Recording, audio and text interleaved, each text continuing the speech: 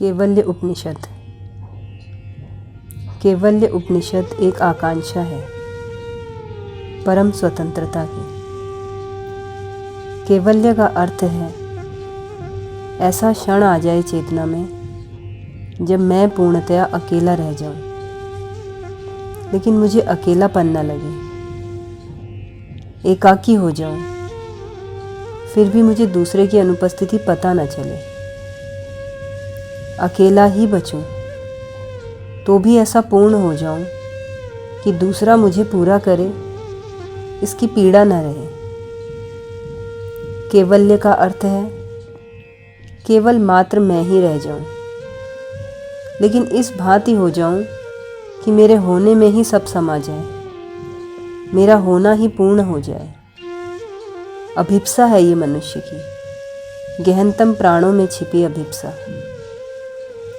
सारा दुख सीमाओं का दुख है, सारा दुख बंधन का दुख है, सारा दुख मैं पूरा नहीं हूँ, अधूरा हूँ, और मुझे पूरा होने के लिए न मालूम कितनी कितनी चीज़ों की ज़रूरत है, और सब चीज़ें मिल जाती हैं तो भी मैं पूरा नहीं हो पाता हूँ।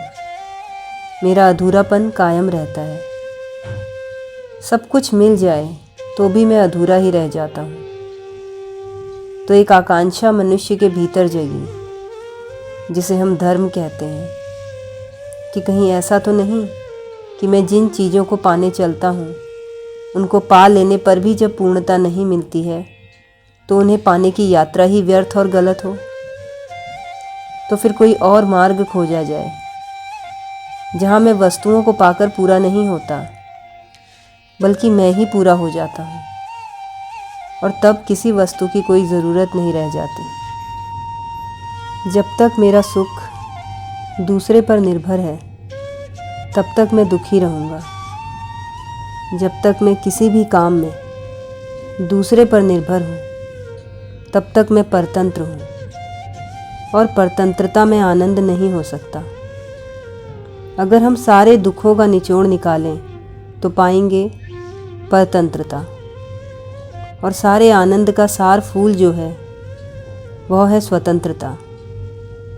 इस परम स्वतंत्रता को हमने मोक्ष कहा, इस परम स्वतंत्रता को हमने निर्वाण कहा, और इसी परम स्वतंत्रता को हमने कैवल्य कहा है।